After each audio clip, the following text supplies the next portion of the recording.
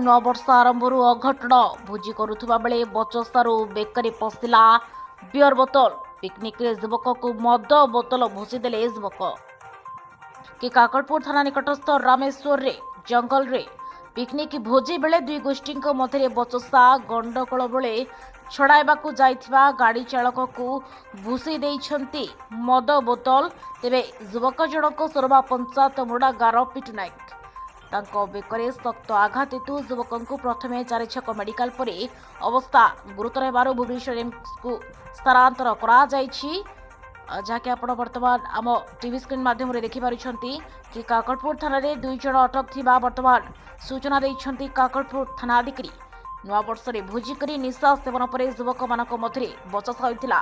परे उत्त्यक्त होई उभयଙ୍କ मध्य पाटितुंड हेबारु बियर बोतल रे आक्रमण करा जायछि, जाकी असुरक्षित होइछि विभिन्न पिकनिक स्पॉट। पुलिस मुतयन नथिबारु एभली घटना घटिछि बोली साधारण रे चर्चा जोर धरिछि।